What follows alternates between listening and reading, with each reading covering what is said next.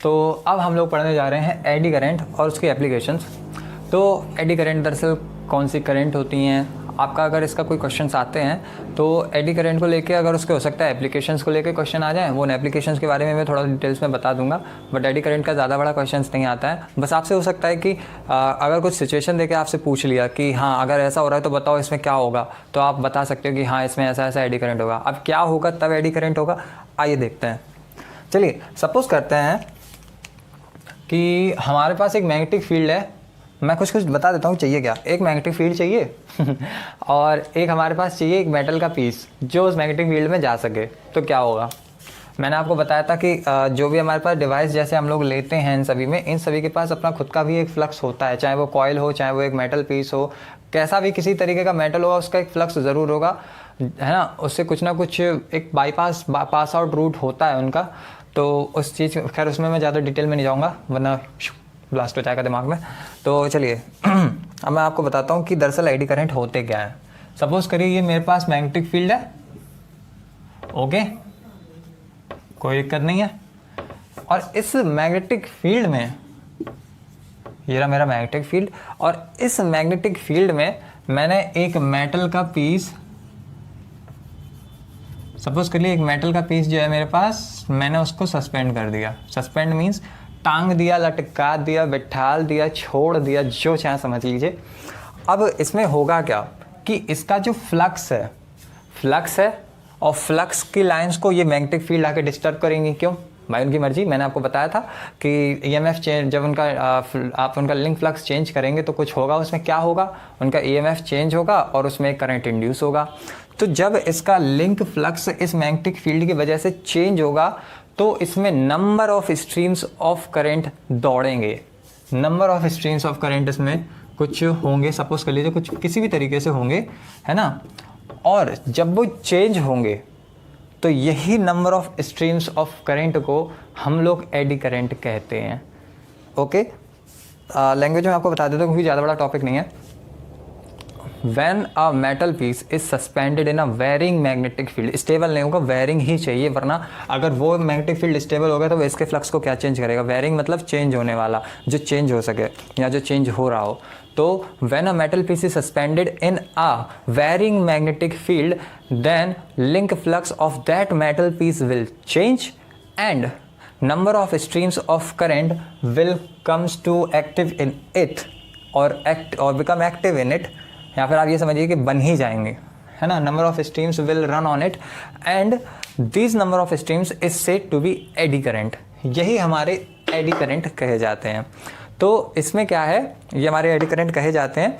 तो अब मैं, ये एडी करंट हो गया। अब मैं आपको बताता हूँ कि दरअसल ये रियल वर्ल्ड में कैसे यूज़ होते हैं, इनका क्या क्या एप्लीकेशंस होती हैं।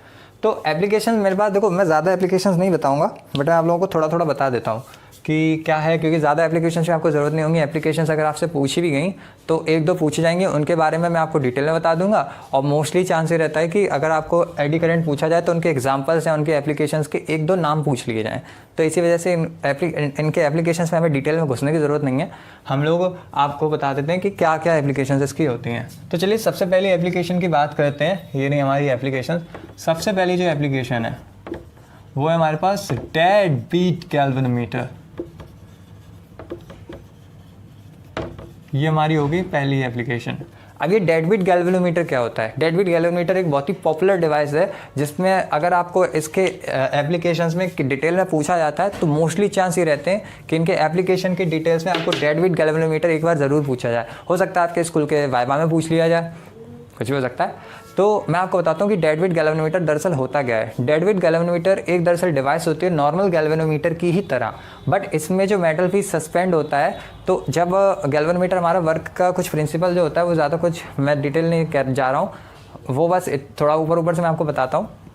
Dead beat galvanometer normal galvanometer होता है, वो डायरेक्शन ऑफ करंट हम लोगों को बताता है, क्योंकि जो है उसमें फ्लक्स जनरेट होता है। फ्लक्स जो होती हैं, फ्लक्स हेल्प करती हैं डायरेक्शन ऑफ करंट को बताने के लिए।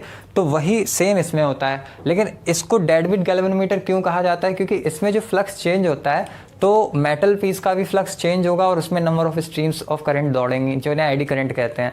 तो वो एडी करंट इसकी मूविंग कॉइल को एकदम रोक देती हैं, मतलब एकदम से ही रोक देंगी, बिल्कुल अचानक से ही। तो ये इंस्टेंटेनियसली एकदम से इसकी कॉइल जो होता है वो मूव करना बंद कर जाती है। तो ये इंस्टेंटेनियस इसके रुकने की वजह से इसको डेड बीट गैल्वेनोमीटर कहते हैं। Means it becomes instantaneously dead. लेकिन ऐसा नहीं कि काम में नहीं आएगा, उस टाइम के लिए डेड हो जाएगा बट फिर बाद में काम आएगा। ऐसा नहीं कि ये वन टाइम यूज़ वाली डिवाइस नहीं होती है, बस इसलिए इसका नाम डेड बीट गैल्वेनोमीटर रखा गया है, क्योंकि अचानक से इंस्टेंटेनियसली रुक जाता है एकदम से। अब जो इसका दूसरा है वो है हमारा स्पीडोमीटर। स्पीडोमीटर तो आई थिंक सबको पता होगा।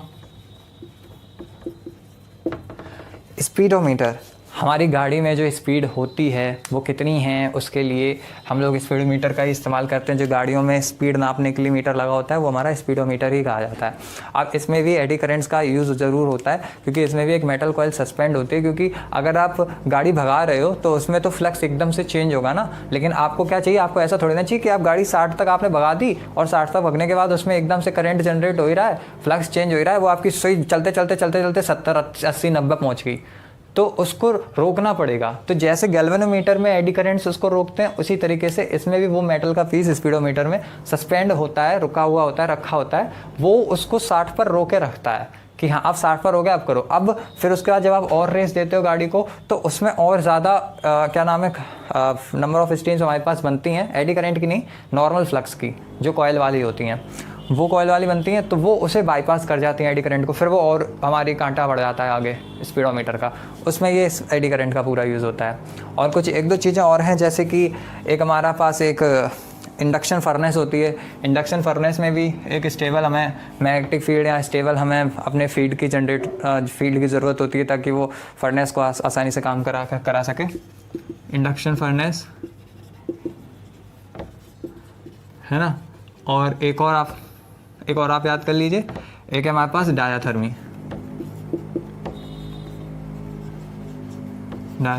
ये कुछ हमारे पास एक एप्लीकेशंस थे एडी करंट और उसके कुछ एप्लीकेशंस। तो इतना ही था एडी करंट और उसके एप्लीकेशन में।